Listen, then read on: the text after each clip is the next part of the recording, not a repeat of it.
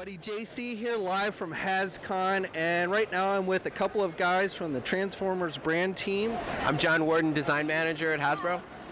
Hey, Ben Montano, marketing director. Great to see you guys. Thanks for taking the time to talk with us. Great reveals yesterday at the Transformer panel with the new Dinobots. I'm loving the G1 look and the classics. And very interesting that you guys are doing the first female Dinobot. Can you guys tell us why the decision to go with a female Dinobot? And can you kind of talk about the characteristics of the character? Is she going to be like a female version of Grimlock? John, you want to start this? Yeah, sure. One of the things we found from coming to conventions like Hascon or other types of conventions for fans is that there are more people interested not just in the classic G1 characters but new characters. And so when we bring new characters in, we want to make sure that we keep it fresh and we want to try some different things. So when we started to talk about doing Slash, we wanted to keep her genuine to the format of the original G1 design. So this means the clear plastic, the ambers, the golds, the balance of silvers and reds. But the decision to make her a female was less based on gender, but more based on what would make an interesting fit for the thing. As a raptor, it's slender, quick, but from a personality standpoint, I mean, we haven't really fleshed that out yet. I like to think that she talks like a caveman, because I think that'd be cool. And the other thing too, Transformers don't necessarily have to have overtly feminine design cues. So in the case of Slash, she's sort of got that same rugged look of the other Dinobots. So we knew we were doing the Dinobots in the original G1 format, so keeping her in that same universe made sense. Right. Yeah, and I think what we've done really well, John and some of our other teams in IDW has done a fantastic job of really pushing the envelope in our comic store universe of just gender relations and things like that. And I think the opportunity for us to then really start to mirror it and see that in toy has been really fun. Now when it comes to like that, when you're working with IDW, is it you guys that tell them how the character is going to be, or do they actually kind of the ones that develop the characteristics? There's freedom both ways. I mean, they're fantastic writers, all of them, great artists, and there's some times where we have a character and we want to make sure that character is shown and represented in a certain way, like Windblade, for example, right? New character we created that they really helped us bring to life. Well, a lot of direction from our team, but they have also the freedom to create new characters and will share those with us and their ideas of kind of how they live, they breathe, how they fit into the universe, and we let them kind of run free. So the collaboration is fantastic, and you'll see that even in the Machinima series. Mistress of Flame, when was the last time you saw Mistress of Flame in anything, right? But we really gave them the freedom to bring that character to life, give that character a voice. So. Nice. Now, these Dinobots are actually going to be combiners, right? That's absolutely true. One of the things that we've noticed from talking to fans and actually, customizers online and hobbyists that have been collecting these things, and honestly, even as a toy collector myself, it seemed unusual that there was a 5-team that they didn't combine. And actually, in some of Takara's original designs from the 1980s, they did have a Dinobot combiner. Well, it's weird because, like, as a kid with the G1, we got Devastator, which was the Decepticon combiner, but then we never got an Autobot combiner to match. Now, going forward after that, they always had 1-on-1 on each side, and a lot of people, I think, always thought the Dinobots should be combiners just to take on Devastator.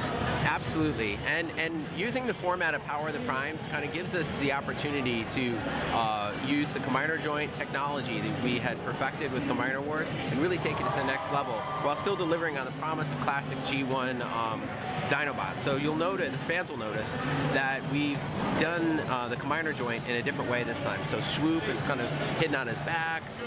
Some of them have plates that cover it up, so it's like you're not going to get big joints that are going to disrupt the transformation or kind of affect the aesthetic that I think fans are really excited about for the Dinobots. But you're finally able to build Volcanicus, which I think for a lot of fans is like, that's next level cool. Because Devastator and the Dinobots, they always had beef, now they can go head to head. Now, when they're combined, do you know roughly about how tall he'll be? He's roughly about the same size as, we have a gray model here. For VIP guests. Oh, okay. So But I think it's very similar to a Menasor and a lot of the original combiners from Combiner Wars. Yeah, I think Menasor is I would say Menasor or is it Optimus Maximus? The one, yeah, I would say is like an Optimus Maximus level, a little bit bigger than like Superior. And just a question I was curious about, and maybe you haven't fleshed this out yet, but normally, like, when the Transformers will combine, the combined robot isn't as smart as the individual. Now, being that the Dinobots, well, true, but with the Dinobots, which are already a little bit on the not so high IQ level, I mean, is this guy going to be like a completely brainless? Yeah, you know, I think you'll have to wait and see. There's some exciting things happening with Volcanicus. Space Ape just revealed that Volcanicus will be part of the Earth Wars game, which is really, really exciting. And I think that's one of the cool things about working on Transformers right now is that we have the ability to kind of have some of the greatest partners in the industry. We're all kind of feeding off of each other.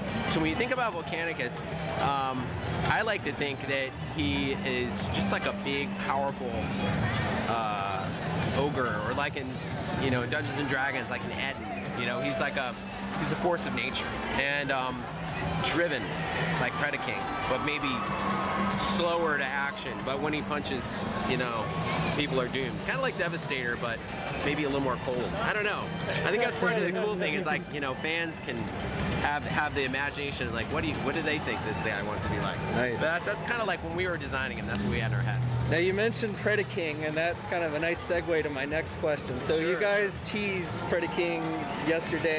Well, we teased something that looks very much like Predaking. Yeah, some kind of mysterious silhouette. So this mysterious silhouette, do we think it's going to be, again, like the same size as the others, or could it maybe be bigger like the original Ben. G1? What do you think? All fans will have to wait and find out. Wait and find out? Okay. Okay, so this last question is more of just a personal request that I would love to see in the Transformer line. But what is the chances of seeing a decent-sized G1-centric Quintesson with the multiple turning faces and everything? I love the Quintessons. It wouldn't really transform, but I don't know. You know, it's one of those things. Working on Transformers, we have an opportunity to kind of look at all these pieces. In the Prime Wars universe, we've had an opportunity to go back and mine all sorts of different pieces of the lore. You know, we're doing the Dinobots again. We were able to do awesome characters like headmasters and things like that. So I think as we look to the future, we're thinking about the next 3 years for Transformers.